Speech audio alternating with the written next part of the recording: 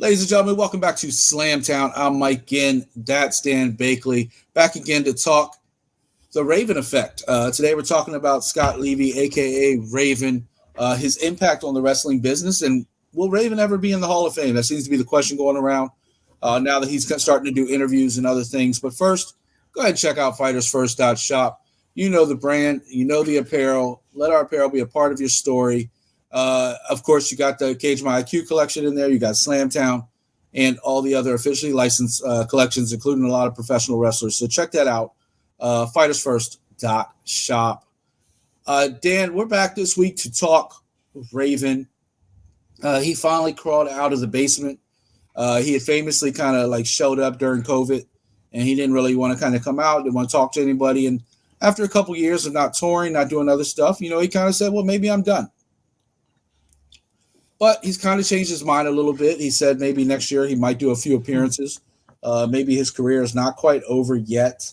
He's not like incredibly old for the wrestling business. He is, I want to say, 58, which last episode we just talked about Great Buddha and Sting. That's a baby in this, like compared to them. Yeah. But he also doesn't have a very high flying style. Like he's very psychological. He's very whatever. So he could have a couple of matches here and there and not really tarnish any of his legacy. But before we go down the rabbit hole of what his career is, right off the bat, don't you kind of have to put a character like Raven in the Hall of Fame eventually? Because he has a long tenure with WWE. He does have a tenure with WCW, which WWE bought. ECW, which WWE bought. So if you have all these tape libraries that you make a lot of like money off of, he's a large part of those tape libraries. Doesn't he deserve to be in eventually? Yeah, he brought the ECW style to both WCW and WWE. He had his own stipulation match, the Ravens Rules match, which he used in almost every match. Don't forget in TNA that he's the one that introduced the Clockwork Orange match. Yeah, Punk and all that stuff. Yeah, you got Impact. He just was inducted into the Impact Hall of Fame at Bound for Glory just last month. To me, he's revolutionized that hardcore style without even being crazy hardcore. If you had to think about it, like it was all about. He uses weapons once in a while. He'll bleed once in a while, but he's not going like New Jack on you. Yeah. It's all about psychological with him, with that psychology. He was brainwashing opponents, and then they would join the Ravens flock, and that was a whole big thing there, was him on the mic. That's one thing that's always underutilized about his career has been his mic work, his promo skills, because he did a wonderful job with that. But people always talk about the hardcore style with him, when in fact, probably one of his best things was his mouth. Well, yeah, I mean, you got to remember, look, for one, Scott Levy is old enough to be a part of the territories, right? Yeah. He traveled a few of the territories in the Pacific Northwest and some other places before he ever showed up on any camera on a major scene. So he got taught the business, I don't know if you want to say properly, but old school style, right? Yeah. And then he had a brief stint in WCW, which got WWE's attention, WWF at the time, and got called up, not as a wrestler, as Johnny Polo, right? Like as a manager because of his mouth, because he could talk. And they didn't really know what to make of him as a wrestler because he didn't have the Raven gimmick yet. He didn't have, funny enough, me and Dan talked about cameras zooming in and out off air, and now mine's zooming in and out like crazy. We didn't talk about like the Raven effect. We didn't talk about all his gimmicks that he would later become famous for. He was just this preppy kid like that didn't have anything special about him other than he could talk. And so his matches were, rudimentary, like just straight up foundationally solid, fundamentally solid, but it wasn't nothing special. It was his mouth that got him wherever he went in this business. And that's not to say he was bad in the ring, because he was actually very good. He was just wasn't special. It just wasn't nothing. Like you said, it was very solid. It was basic, everything that he did. And that's why they kind of intertwined the hardcore style and then his mic skills to kind of overshadow that. Yeah, and look, he had his run very quickly with WCW. But he wasn't a high flyer. They tried to force it upon him to do a couple things, a couple planchas and stuff like that. Not his thing. Had a very short return to WWF at the time for a year or so when we kind of learned, Scotty Polo and all that, or Johnny Polo, whatever, like, and kind of like transitioned, right? And then Raven found himself in ECW 95. And here's the funny thing. It was only a couple years. But tell me it didn't feel like a lifetime of him in ECW, because his feuds with Tommy Dreamer, the Sandman, and all these people, including starting the Ravens flock, like that's where it started. And he would bring in people like Stevie Richards. He would bring in people just like as a cult, and have, eventually he'd have everybody from the Blue Meanie to like damn near everybody, right? Like everybody was in the Ravens flock, because Raven had this cult-like effect, and it all goes back to his ability to talk on the microphone. And I remember a handful of matches of his in ECW, mostly against Tommy Dreamer. But I challenge you sometimes to really talk about many of his matches in his career, because most people know Raven for the microphone. They know him for everything he said, his promos, which were just cutting edge at the time. When you look back at his early part of the career, like I'm talking about his first WCW, WWE, and ECW run, what is the thing that stands out to you the most? Of course, you got the finisher, the even flow DDT. You got the catchphrase, "Quote the Raven, nevermore." He used that every time. That would be the last thing he would say. It's his catchphrase. Yeah, like a lot of people don't realize how poetic he was as a wrestler, because he used a lot of poem verses in his promos. He was able to cross promo all that into his wrestling character. He built this character from that, and then he dressed differently. He'd wear the skirt, the long hair, he had eyeliner in. It would just be different. He was an outcast, and that's what he made himself into to stand out. Because if you're just regular wrestler with your tight boots and whatnot, you're not going to stand out if you're not flashy with your in-ring skills. He took advantage of the 90s grunge, yeah. But if you dress differently, you act differently, you talk in a poetic way, it's going to get you to stand out, even if you're very basic in the ring. And he took advantage of that and created a whole new style. He reminded me of Jake. That it wasn't about like Jake the Snake. It reminded me of his psychology. And the thing that's kind of missing in wrestling today is that you don't see a lot. You see it some, but you don't see it a lot of wrestling psychology. And that's, like I said, Scott Levy was taught old school. Yeah. He taught psychology first. And when you learn that, your moves are cool. Everybody's going to tune in for the moves. I think even Triple H said at one point when he was doing the interview circuit recently that stories bring people back. The moves in the matches are cool, but stories bring people back. And I think that's one thing he did. Like, people don't realize the work that Raven built he started in 88, but from 92 to 97, his WCW, WWF, and into ECW first run, that he took what he had developed through that 5-year period and made a living for the next 20.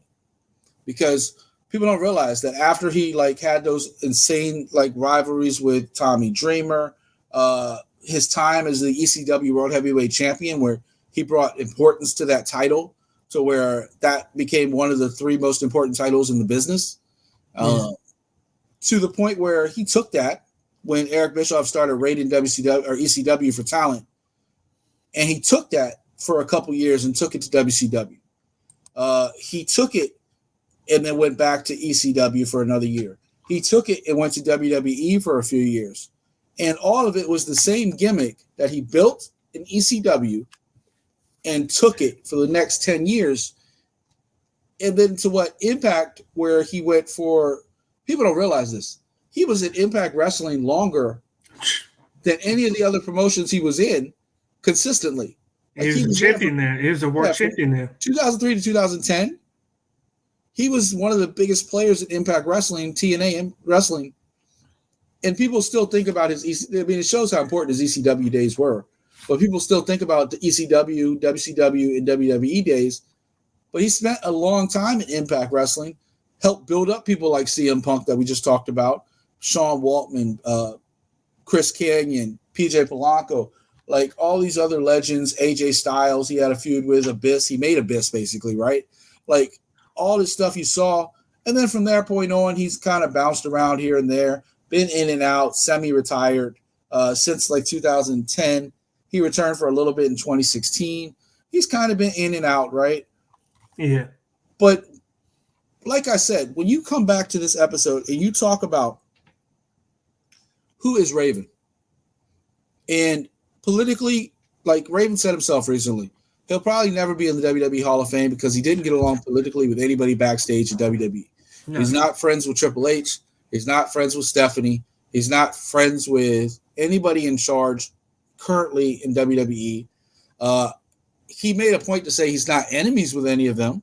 At least he doesn't believe he is. But he didn't play the game, quote unquote, right? Like he did not play the political games to get where he was. He did what he did in front of the camera. He went and got drunk in a hotel and he went home. He popped a bunch of pills, had a good time. And that's what Raven will tell you. And today he still talks to his friends from ECW. He doesn't talk to his friends from WWE other than the people that were in ECW with him, like Steven Richards. Yeah. So I kind of circle back, Dan. We know he got in the Impact Hall of Fame. He may even be in several pro wrestling Hall of Fames when it's all said and done. But will Triple H ever put him in the WWE one? I don't think he will because he wasn't there that long to put him there. Like, unless he's going to do it to honor his work in WCW. Abdullah the Butcher never wrestled a day in WWE, but he's in the WWE Hall of Fame. Yeah, but that's because of the territory days was a different thing. They came and formed the WWE was a thing because they took wrestlers from the territory, but he just was never there. He was a big product of ECW and WCW. Did like a year in WWE, and then went to Impact. So it's like I don't think he really got noticed that much other than that, and that's why he was inducted into the Impact Hall of Fame because he did a lot more there. And you don't think Triple H's love of the business, and like I said before, that they own WCW and ECW where he did successfully. Like, you don't think the fact that they show those libraries on Peacock and WWE Network around the world, with Raven heavily involved, play any effect like they may eventually? Because like I think they're running out of names, right? Like they're running out of people that are quote unquote on the good side of WWE. And this will also be, let's point this out, this will be Triple H's first Hall of Fame coming up next year. Like everything else has been what Vince wants. This will be the first time Triple H is going to be, him and Stephanie and Nick Khan will be in charge of like, all right, who's going in our Hall of Fame this year? They're doing it out in LA, right? So I think obviously the first name everybody wants to talk about is The Rock. He said he's not ready to go until he's ready to know that he's really done. So maybe not. If they were to Batista finally.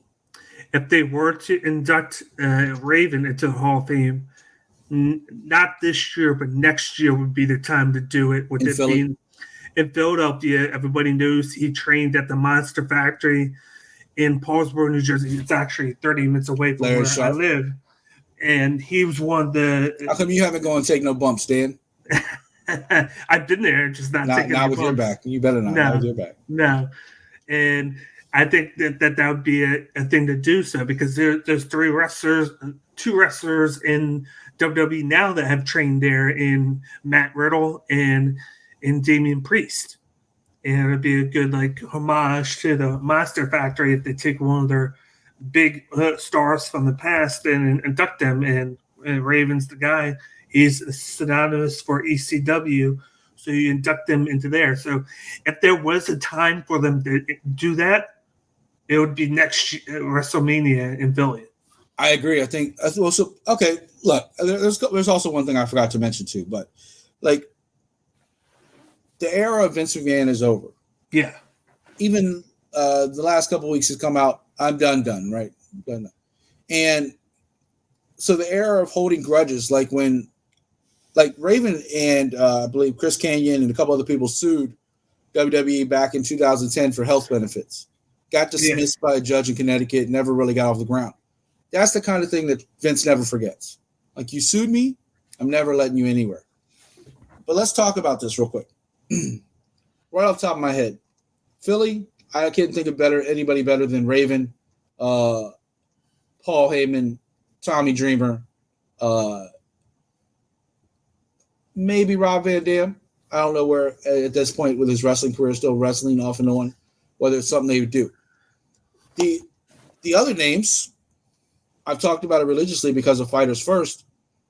Ivan Koloff, the guy who ended Bruno's 8-year-plus streak, not to mention a 60-year career, or 6 decades career in and out around the business.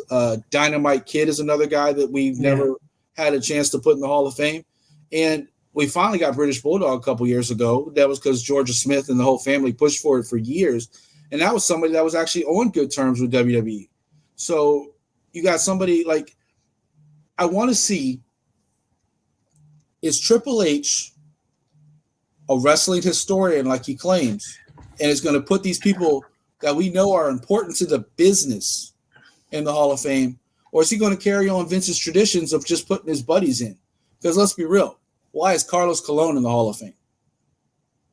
Why is Abdullah the Butcher in the Hall of Fame and WWE Hall of Fame? Carlos Colon, of all people, I don't think deserves to be anywhere near a WWE Hall of Fame. It was just that, guess what? His sons all worked for the promotion at the time. Let's make them happy we need another name. Let's just go ahead and throw Carlos in there. I still hold Carlos partly responsible for the whole Bruiser Brody thing, right? Yeah. But you're going to go ahead and put him in a Hall of Fame? Abdullah the Butcher has given more people hepatitis than anybody alive, but he's in the Hall of Fame. But a person he worked with, a person that was in WWF, a person that was famous in all over the world, Bad News Brown, a.k.a. Bad News Allen, is not in the Hall of Fame. So is Triple H going to step up and make some of these changes and start putting people that need to be in the Hall of Fame, not to mention the fact that, and I'll let people know this real quick, a lot of people say there's never been a physical Hall of Fame for WWE. There never will be. They were close to breaking ground on one before the pandemic. I think they were looking down here in Tampa. I think they were looking up in Connecticut. They have had the idea for a while of an actual physical Hall of Fame. Yeah. The pandemic stopped all of that. So now kind of like what they're doing with like the artifacts of the WWE. They have that warehouse in Connecticut. They want to do an actual physical Hall of Fame one day. I've heard Triple H even talk about it with Ariel, part of it. Like, are we ever going to see a physical one? The way the world's moved, I don't know if we'll see it now soon, but they will do one physical. I know right here in Tampa, they're talking about building an actual, like, International Pro Wrestling Hall of Fame, like just an actual building because WWE pulled out. So we'll see what happens with all that. Final thoughts, Dan, on everything I just said, plus your lasting memories of Raven. Yeah, I think eventually he's going to start putting. You got a great point about Philadelphia next year. Yeah, I think he's going to definitely put people in. I think it's instead of just throwing them at people, I think he's going to do it in spurts, like small spurts, because of course he's going to do this, but then he doesn't want to overdo everything that Vince did. He wants to do. Still got to go to Thanksgiving, right? Yeah, so he wants to do it in smart spurts and just like not thrust it in all at once to create tension between him and his, of course, father-in-law, who still holds stake in it, and it was the one that created this WWE that we know now. But by the way, another name, it just popped in my mind. Sorry to interrupt. Another name for Philadelphia next year might be Bam Bam. Yeah, Bam Bam, and he was trained by the same guy that Raven was trained by too, Larry Sharp. But I'm looking forward to see the Hall of Fame inductees the next couple of years, because you'll get a mindset and an idea of how Triple H is going to induct that process and how he's going to do it. And then just last, the memories of Raven has just been a hardcore legend without being crazy in the ring, without like trying to overshadow people. Like, he was just doing his thing at his time, at his pace. And that's what he did. And a lot of people either liked him or a lot of people didn't like him because he was different.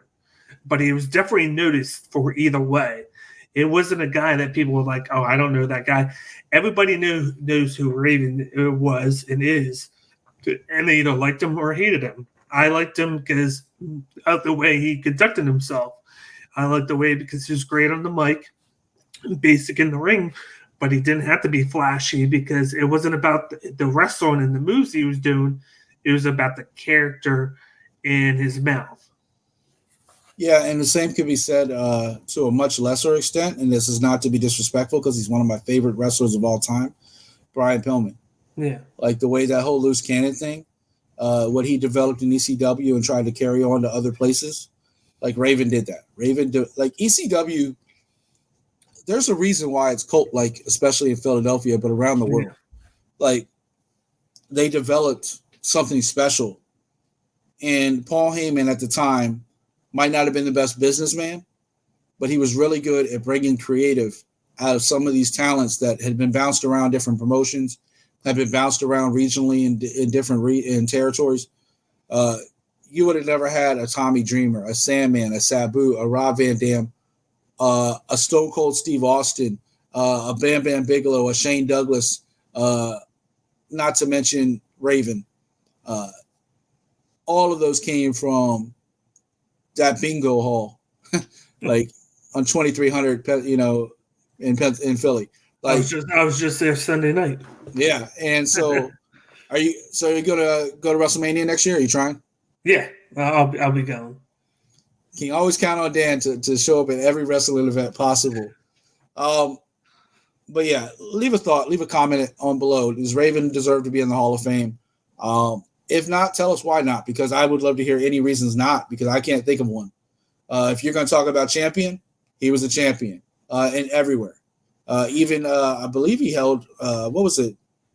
Was it the Intercontinental title, or did he ever hold a tag team title? Did he ever hold a title in WWE? I know he held a hardcore title. Title, but I don't really count that because that doesn't exist. But yeah. And obviously, much like the 24/7 title today, everybody had a hardcore title. He was a 27-time hardcore champion, just to put that out there. Yeah. But you talk about WCW. He was a light heavyweight champion. He was a U.S. heavyweight champion. He was a tag team champion with Saturn. You talk about ECW, 2-time heavyweight champion, 4-time tag team champion. You talk about Impact Wrestling. He was a former champion. Look, this guy has done it and done it well for everywhere he's been. And you might not like him behind the scenes. He's a smart ass. He's a Mensa level IQ. But since when has everybody in the business been best friends? Like Triple H, you want to do what's best for business?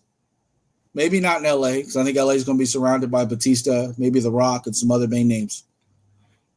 I think in Philly, I think Dan had a great point. I think you got to do it. So leave a comment. Let us know.